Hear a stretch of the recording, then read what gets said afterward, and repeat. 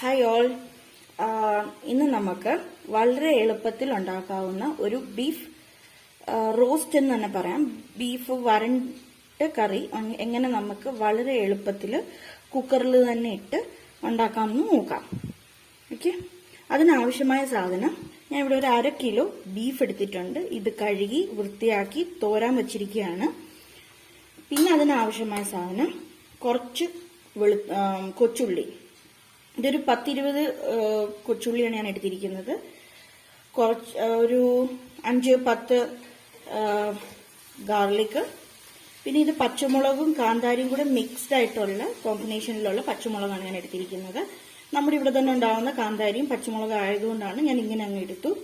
പിന്നെ ബീഫിന് നമുക്ക് എപ്പോഴും ഏറെ വേണ്ടത് ഇഞ്ചിയാണ്. ഞാനിവിടെ സാമാന്യം വലുപ്പമുള്ള ഒരു ഇഞ്ചി കഷ്ണം എടുത്തിട്ടുണ്ട്. ഇനി ഇത് നമുക്കൊന്ന് ചതയ്ക്കാം. ഇനി നമുക്ക് ഈ സാധനങ്ങളെല്ലാം ഒന്ന് ചതച്ചെടുക്കാം. അതിനായിട്ട് ഞാൻ എടുത്തിരിക്കുന്നത് മിക്സിയുടെ ഒരു ചെറിയ ജാറാണ്.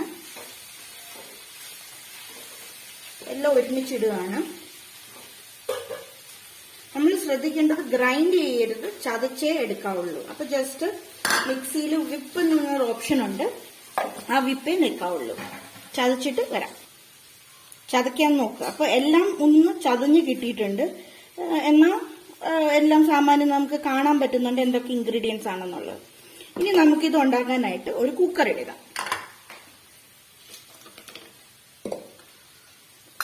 അതിലേക്ക് കഴുകി വൃത്തിയാക്കി വെച്ചിരിക്കുന്ന ബീഫ് ഇടാം.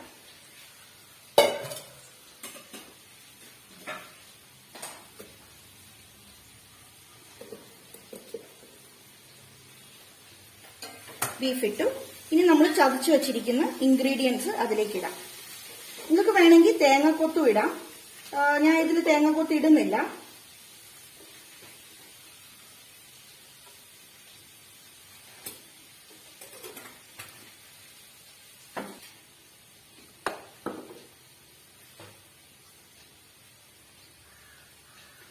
അതിനുശേഷം ഇനി ഇതിന് വേണ്ട മസാലകൾ ഇടാം. ആദ്യമേ തന്നെ നമുക്ക് ഇച്ചിരി ഉപ്പിടാം. ഉപ്പ് ഞാൻ 1/2 കിലോ ബീഫാണ് എടുത്തിരിക്കുന്നത്. നമ്മുടെ സ്വാദനുസരണം ഉപ്പിടുക. ഈ ഉപ്പ് ആദ്യമേ നമ്മൾ ഇച്ചിരി കുറച്ചിട്ടാലും നമുക്ക് പിന്നീട് വെന്ത് കഴിയുമ്പോൾ വേണമെങ്കിൽ നമുക്ക് രണ്ടാമത് ആഡ് ചെയ്യാം.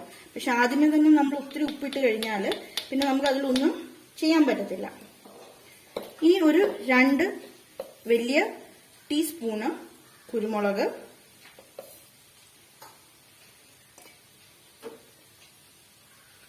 ഗരം മസാല,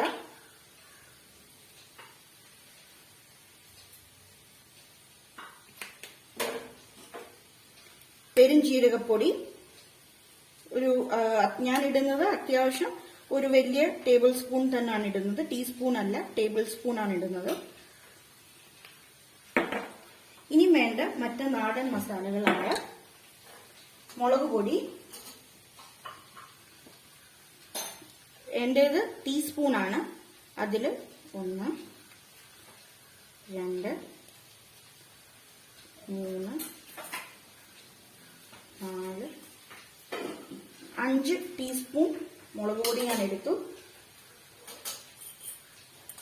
ഒരു 1/2 ടീസ്പൂൺ മഞ്ഞൾപ്പൊടി ഇട്ടു.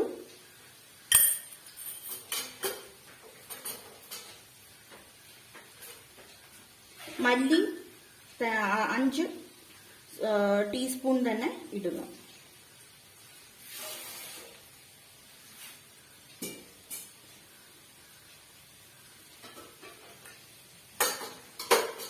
ഇനി ഇവിടെ കരിവേപ്പില എടുത്തു വെച്ചിട്ടുണ്ട്. 1 നുള്ളി ഇതിലേക്ക് ഇടുന്നു. എന്റെ കൈ ഞാൻ കഴുകിയിട്ടാണ് ഇത് ഉപയോഗിക്കുന്നത്, അതുകൊണ്ട് എനിക്ക് ഇളക്കാം. ഇനി നമുക്ക് ഈ മസാലകളെല്ലാം ഇളക്കാം.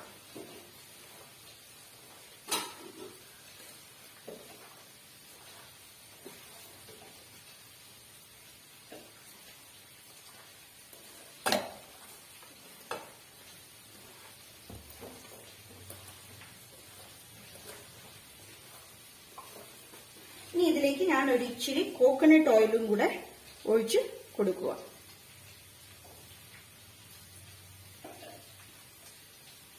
ഏകദേശം ഒരു വലിയ ടേബിൾ സ്പൂൺ തന്നെ ഞാൻ ഒഴിച്ചിട്ടുണ്ട്.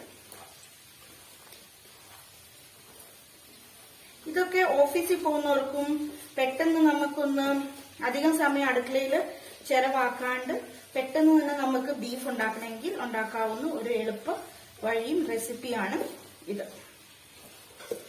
പിന്നെ ഇത് നന്നായിട്ട് മാരിനേറ്റ് ചെയ്യണം, അത് വളരെ ഇമ്പോർട്ടന്റ് ആണ്.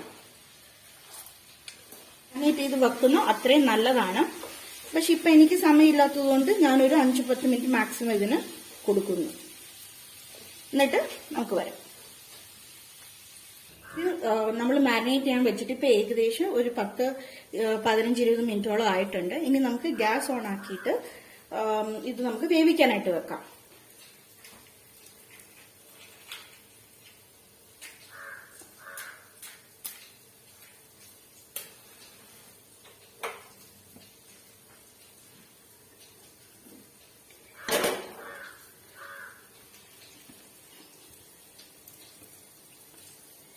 നമ്മൾ ഇതിനകത്ത് ഇപ്പൊ വെള്ളം ഒന്നും ഒഴിക്കുന്നില്ല, കാരണം ബീഫിനകത്ത് തന്നെ വെള്ളം കാണും. അപ്പൊ നമ്മളൊന്ന് ജസ്റ്റ് തീ കൂട്ടിയിട്ട് ഒന്ന് വേവിക്കുമ്പോൾ നമുക്ക് അറിയാൻ പറ്റും ഇതിനകത്ത് വെള്ളം എത്ര ഉണ്ട്, അത് ഇറങ്ങി വരും. അതനുസരിച്ചിട്ട് ബാക്കി വെള്ളം മാത്രം നമുക്ക് ചേർത്താൽ മതി. അപ്പൊ നമുക്ക് ഇതിന്റെ വെള്ളം ഇറങ്ങാൻ വേണ്ടി വെയിറ്റ് ചെയ്യാം. നമ്മൾ ഏകദേശം ഒരു 10 മിനിറ്റോളമായി നമ്മളിത് വെച്ചിട്ട്. അപ്പോൾ നോക്കിയാൽ നമുക്ക് വെള്ളമുണ്ട്, പക്ഷെ നമുക്ക് ഇനി വെള്ളം ഒഴിക്കേണ്ടി വരും. കുറച്ച് വെള്ളമേ ഇതിനകത്തുനിന്ന് ഇറങ്ങുന്നുള്ളൂ. അപ്പൊ നമ്മൾ ഇനി ചെറു ചൂടാക്കിയ വെള്ളം നമ്മൾ ബീഫിലേക്ക് ഒഴിക്കുക.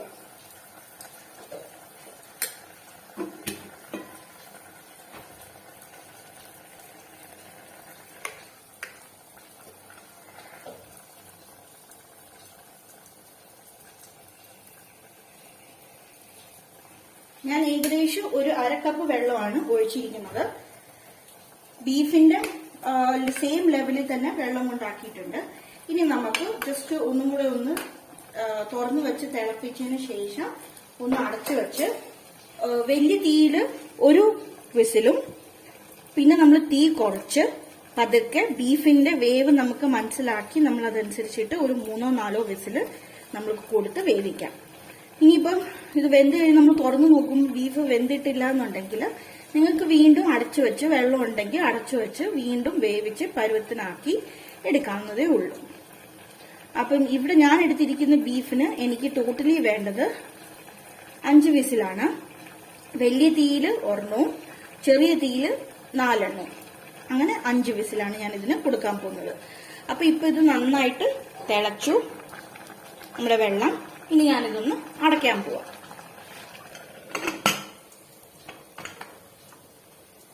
തീ ഹൈ ഫ്ലെയിമിലാണ് ഞാൻ വെച്ചിരിക്കുന്നത്. നോക്കിക്കഴിഞ്ഞു കഴിഞ്ഞാൽ ഇനി ഒരു വിസിൽ വരുമ്പോഴത്തേക്ക് ഞാൻ ഇത് കുറയ്ക്കും.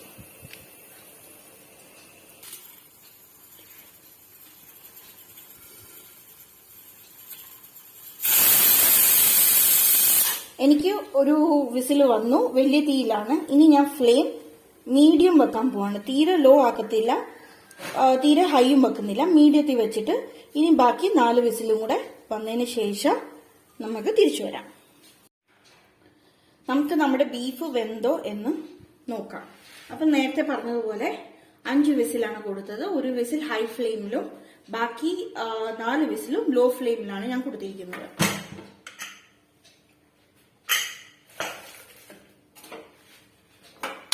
വെള്ളം അത്യാവശ്യത്തിനേ ഉള്ളൂ, നമുക്ക് ഇതിനകത്ത് ഒത്തിരി വെള്ളമില്ല, പരുവത്തിനുള്ള വെള്ളമേ ഉള്ളൂ. ബീഫ് വെന്തോ എന്ന് നമുക്കൊന്ന് നോക്കാം. നമ്മളൊരു ബീഫ് ഇങ്ങനെ എടുക്കുമ്പോൾ നല്ല ഈസി ആയിട്ട് നമ്മുടെ കയ്യിൽ ഇങ്ങനെ ആവുന്നുണ്ടെങ്കിൽ അതിന്റെ അർത്ഥം അത് വെന്തു എന്നുള്ളതാണ്.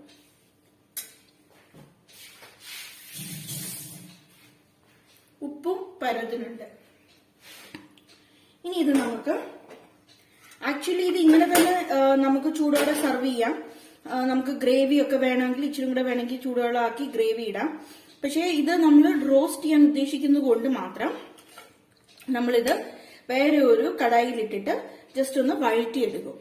സോ ബേസിക്കലി നമ്മുടെ ബീഫ് കറി റെഡിയാണ്. ഇത് നമുക്ക് ഇങ്ങനെ തന്നെ ചപ്പാത്തിയുടെ കൂടെ, പൊറോട്ടയുടെ കൂടെ, കപ്പയുടെ കൂടെ, ചോറിന്റെ കൂടെ ഒക്കെ കഴിക്കാം. പക്ഷെ ഞങ്ങൾ ഇന്ന് റോസ്റ്റ് ഉണ്ടാക്കണം എന്നുള്ളത് കൊണ്ട് മാത്രം ഇതിനെ വേറെ ഒരു പാത്രത്തിലിട്ട് ഇച്ചിരി വെളിച്ചെണ്ണയും കൂടി ഇട്ട് ഒന്ന് വഴറ്റി എടുക്കുന്നു. അതിനായിട്ട് നമുക്ക് ആദ്യമേ ഗ്യാസ് ഓൺ ചെയ്യാം.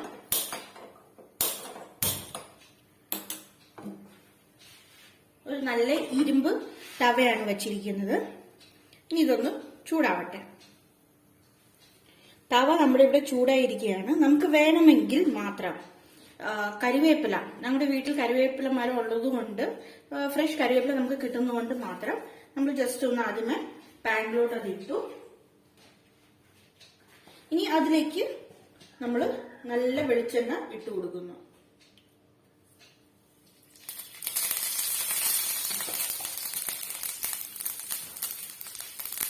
അപ്പൊ ഈ വെളിച്ചെണ്ണയ്ക്കകത്ത് കരിവേപ്പിലയുടെ നല്ലൊരു ഫ്ലേവർ ഇറങ്ങും.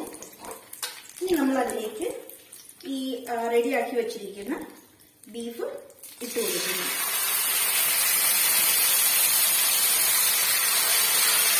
തീ കുറച്ചിട്ട് വേണം നമ്മൾ ഇത് ഇടാൻ.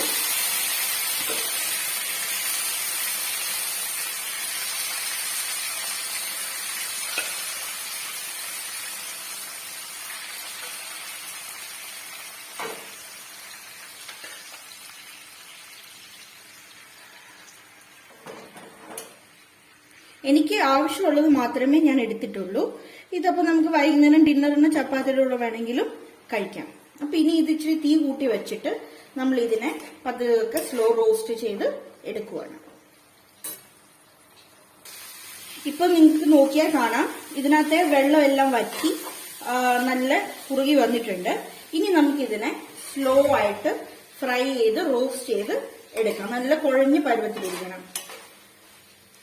അപ്പൊ ഇതിന്റെ ഉപ്പ് നോക്കണം നിങ്ങള്, കാരണം ഇതിന്റെ വെള്ളം വറ്റി വരുമ്പോഴത്തേക്ക് നമുക്ക് അറിയാൻ പറ്റത്തുള്ളൂ ബീഫിന് ഉപ്പ് പാകമായിട്ടുണ്ടോ ഇല്ലയോ. ഇനി വേണമെങ്കിൽ നമുക്ക് ഈ സ്റ്റേജിൽ ഇടാനും പറ്റും. ഇനിയിപ്പോ നമുക്കിനകത്ത് വെളിച്ചെണ്ണ വേറെ ഒന്നും നമ്മൾ ഇടണ്ട. ബീഫിന് തന്നെ കുക്ക് ചെയ്ത് അധികം വെള്ളം നമുക്ക് വന്നിട്ടുണ്ട്. ഈ വെള്ളം നമുക്ക് ഇച്ചിരി ഇച്ചിരി ഇങ്ങനെ ഇട്ട് കൊടുത്തു കഴിഞ്ഞാൽ അതിലേക്ക് കുറുകി കുറുകി കുറുകി നല്ല കുഴഞ്ഞ് പരുവത്തിലിരിക്കും. ഓക്കെ, അപ്പൊ നമുക്കിത് ഇച്ചിരി തീ കുറച്ച് വെച്ച് വേവിച്ച് നമുക്ക് വരാം. ഇപ്പം നിങ്ങൾ നോക്കിക്കഴിഞ്ഞു കഴിഞ്ഞാൽ നമ്മുടെ ബീഫ് നല്ലതുപോലെ കുഴഞ്ഞിരിക്കുകയാണ്. ഈ പരുവത്തിൽ നമുക്ക് ഗ്യാസ് ഓഫ് ചെയ്യാം. ഇനി നിങ്ങൾക്ക് ഇച്ചിരി കൂടെ ഇത് മൂപ്പിക്കണമെങ്കിലും നിങ്ങൾക്ക് തീ കൂട്ടി നല്ലതുപോലെ റോസ്റ്റ് ഫ്രൈ ചെയ്ത് നിങ്ങൾക്ക് ഇത് എടുക്കാൻ പറ്റും. ഇച്ചിരി കൂടെ വെളിച്ചെണ്ണയൊക്കെ ഒഴിച്ച് നമുക്ക് ഇതാണ് നമ്മൾ ഇന്ന് ഉദ്ദേശിക്കുന്നത് നമ്മുടെ ചോറിൻ്റെ കൂടെ കഴിക്കാൻ. അതുകൊണ്ട് നമ്മൾ ഈ സ്റ്റേജിൽ നിർത്തുക. ഇനി നിർത്തുന്നതിന് മുമ്പ് ഒരു ഇച്ചിരി കുരുമുളക് നമ്മൾ ആഡ് ചെയ്ത് കൊടുക്കുക, ഒരു സ്പൈസിനെസ്സിന് വേണ്ടിയിട്ട്. കുരുമുളക് പൊടിയാണേ.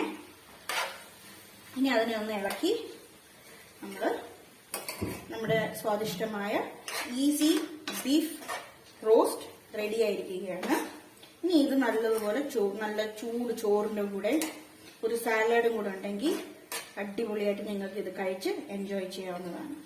വളരെ എളുപ്പത്തിലാണ് ഇത് ഉണ്ടാക്കുന്നത്. അധികം ടൈം കൺസ്യൂമോ നമ്മൾ ഉള്ളി വഴറ്റുകയോ അങ്ങനെ ഒന്നും നമുക്ക് ഇതിൽ ചെയ്യേണ്ട. എക്സ്ട്രാ ആയിട്ട് വേണമെങ്കിൽ നമുക്ക് സമയമൊക്കെ ഉണ്ട്. എക്സ്ട്രാ ആയിട്ട് നിങ്ങൾക്ക് ചെയ്യണമെങ്കിൽ തേങ്ങ നിങ്ങൾക്ക് വെളിച്ചെണ്ണയിൽ വറുത്തെടുക്കാം, അല്ലെങ്കിൽ ഉള്ളി ഇച്ചിരി വഴറ്റി കടുക് വറുത്ത് ഇതിന് മേളിൽ കൂടെ ഇടാം. പക്ഷെ നമ്മൾ ഇതൊന്നും ചെയ്യുന്നില്ല, കാരണം നമ്മൾ വളരെ സിമ്പിൾ ആയിട്ട് ഈസി ആയിട്ട് വളരെ എളുപ്പത്തിൽ ഉണ്ടാക്കാൻ പറ്റുന്ന ഒരു ബീഫ് പ്രിപ്പറേഷൻ ആണിത്. ഓക്കെ, അപ്പൊ എല്ലാവരും ഇത് ട്രൈ ചെയ്ത് നോക്കുക. ആൻഡ് നിങ്ങളുടെ വാല്യുബിൾ ആയ കമന്റ്സ് നിങ്ങൾ കമന്റ് ബോക്സിൽ സജഷൻ ആയിട്ട് ഇടുക. എന്നാൽ മാത്രമേ നമുക്കതൊരു മോട്ടിവേഷൻ ആയിട്ട് നമുക്ക് ഇനി നല്ല നല്ല പ്രിപ്പറേഷൻസും ഈസി പ്രിപ്പറേഷൻസും നമുക്ക് കൊണ്ടുവരാൻ പറ്റുള്ളൂ. അപ്പോൾ താങ്ക് യു സോ മച്ച്.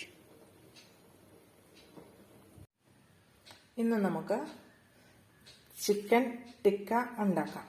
അതിനായിട്ട് 1/2 കിലോ ബോൺലെസ് ചിക്കനാണ് എടുത്തിരിക്കുന്നത്. അത് എല്ലില്ലാതെ ഈ സൈസിൽ കട്ട് ചെയ്ത് കഴുകി വൃത്തിയാക്കി വെച്ചിരിക്കുന്നതാണ്. ദാ ഇങ്ങനെ കട്ട് ചെയ്ത് വെച്ചിരിക്കുന്നു. ഇതിനെ നമുക്ക് മാരിനേറ്റ് ചെയ്ത് ഏകദേശം 1 മണിക്കൂറോളം നമുക്ക് മാരിനേറ്റ് ചെയ്ത് വെക്കാം. അതിന് ആദ്യം മാരിനേറ്റ് ചെയ്ത് വെക്കാം. അതിന് ആവശ്യമായിട്ട് ഒരു വലിയ സ്പൂൺ ഇഞ്ചി വെളുത്തുള്ളി പേസ്റ്റ്, ആവശ്യത്തിന് ഉപ്പ്,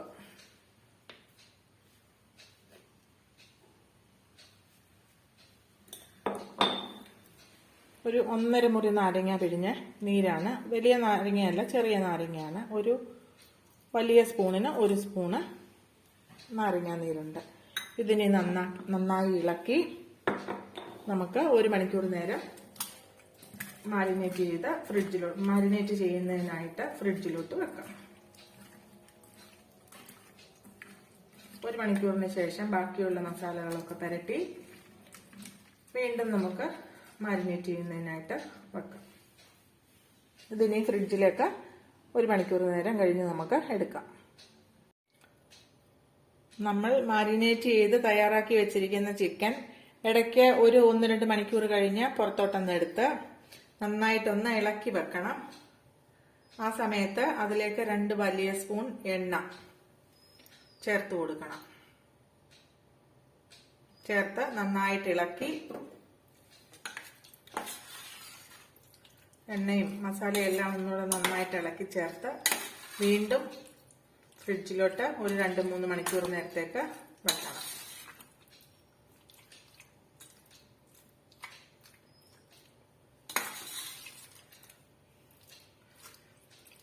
ഇനി ഇത് നമുക്ക് ഒരു 2-3 മണിക്കൂർ നേരത്തേക്ക് വീണ്ടും വെക്കാം.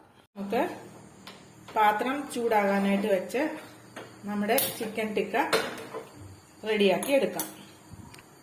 നമ്മുടെ പാത്രം ചൂടായി, നമുക്കിനി എണ്ണ ഒഴിച്ചു കൊടുക്കാം.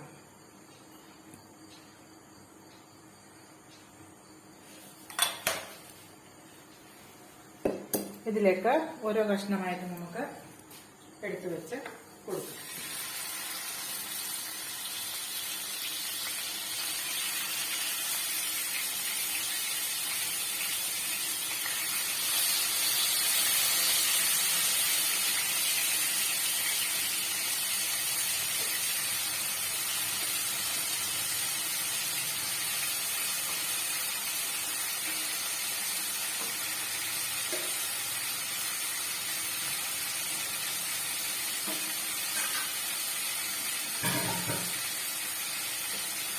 ഒരു 2-3 മിനിറ്റ് ഹൈ ഫ്ലെയിമിൽ തന്നെ ആവട്ടെ. അതിനുശേഷം നമുക്ക് തീ കുറയ്ക്കാം.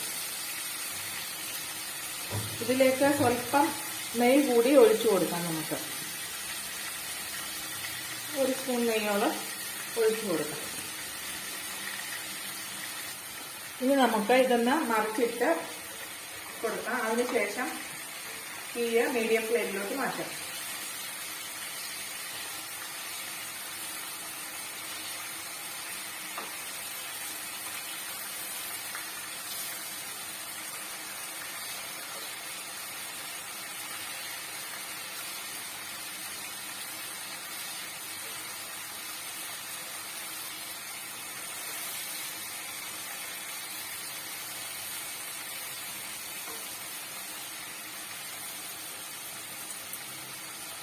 ഇനി നമുക്ക് തീയെ മീഡിയം ഫ്ലെയിമിലോട്ട് മാറ്റാം. നമ്മുടെ ചിക്കൻ ടിക്ക തയ്യാറായി. ഓവൻ ഇല്ലാതെയും ഗ്രില്ലില്ലാതെയും നമ്മൾ തയ്യാറാക്കി എടുത്തു. ഓവൻ ഉണ്ടെങ്കിൽ ഓവനിനകത്ത് വെച്ചുണ്ടാക്കാം, ഇല്ലെങ്കിൽ ഗ്രില്ല് ചെയ്താണെങ്കിലും നമുക്ക് എടുക്കാൻ പറ്റും. ഇങ്ങനെ ഉണ്ടാക്കിയാലും നല്ല സ്വാദാണ്. ഇത് വാങ്ങാറായി, നമുക്ക് വാങ്ങിയെടുക്കാം. ചട്നി പറയണ്ടായി. ഈ ടിക്കയുടെ കൂടെ സലാഡും ഗ്രീൻ ചട്നിയും ഉണ്ടാക്കിയാൽ നല്ലതാണ്. മല്ലിയിലയും പുതിനയിലയും കൂടെ ചേർത്ത് ഉണ്ടാക്കുന്നതാണ് ഗ്രീൻ ചട്നി. അതും നല്ലൊരു കോമ്പിനേഷനാണ്. നമുക്കിതിനെ ഒരു പാത്രത്തിലോട്ട് വാങ്ങാം.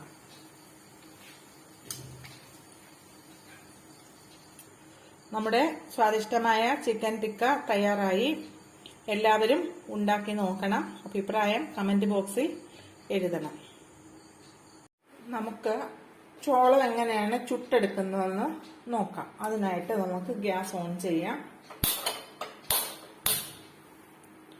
ഓൺ ചെയ്തതിന് ശേഷം കൈ കൊള്ളാതിരിക്കാനായിട്ട് ഒരു കമ്പിയിൽ ചോളം കുത്തിയതിന് ശേഷം ഈ അടുപ്പിൽ തീയിലിങ്ങനെ കാണിച്ചു കൊടുക്കുക.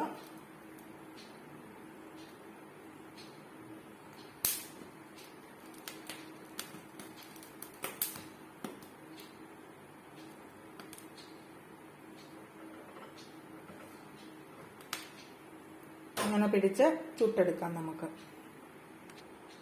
നമ്മളെ ചോളം ഏകദേശം ചുട്ട് എടുത്ത് കഴിയാറായി, പാകത്തിനായി. ഈ പരുവമാണ്. അപ്പോൾ ചോളമെല്ലാം പൊരിഞ്ഞ് വെന്ത് നല്ലതായിട്ട് വന്നിട്ടുണ്ട്. ഇനി ഇതിലേക്ക് നമുക്ക് പുരട്ടി കൊടുക്കേണ്ട മസാല ചാട്ട് മസാല, മുളക് പൊടി, ഉപ്പ്, നാരങ്ങാനീര് ഇതെല്ലാം കൂടെ മിക്സ് ചെയ്ത്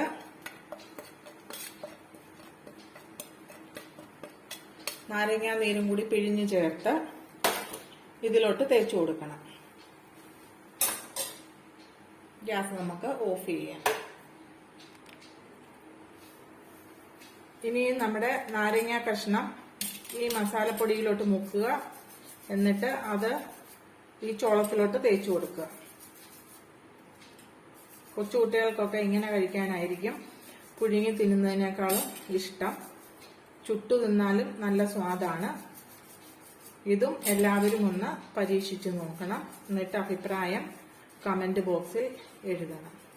നമ്മുടെ ചുട്ട ചോളം തയ്യാറായി. എല്ലാവരും ഉണ്ടാക്കി നോക്കണം. അഭിപ്രായം കമന്റ് ബോക്സിൽ എഴുതണം.